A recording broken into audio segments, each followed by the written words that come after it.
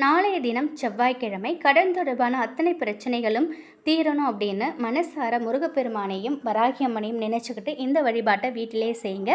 நாளை இரவு செவ்வாய்க்கிழமை அன்னைக்கு இரவு செவ்வாய் ஓரையான 8 மணிலேருந்து 9 மணிக்குள்ளே இந்த ஒரு வழிபாடு செய்யணும்.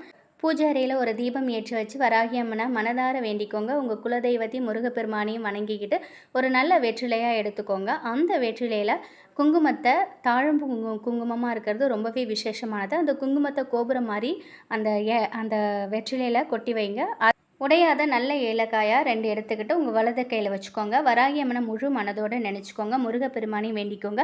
உங்களுடைய கடன் பிரச்சனை தீரணும், பொருளாதாரத்தில் நல்ல முன்னேற்றம் கிடைக்கணும், பணவரவு அதிகரிக்கணும், வீண் செலவுகள் குறையணும், வேறு என்னென்ன வேண்டுதல் இருக்கோ அனைத்தையும் சொல்லிவிட்டு அந்த ஏலக்காயை கோபுரம் மாதிரி வச்சுருக்கக்கூடிய குங்குமத்தில் உள்ளே வச்சுருங்க. ஏலக்காய் வெளியில் தெரியக்கூடாது. அடுத்த நாள் புதன் ஓரையில் இதை பற்றின ஃபுல் வீடியோ தெரிஞ்சுக்க டிஸ்கிரிப்ஷனில் லிங்க் இருக்குது, பார்த்துக்கோங்க.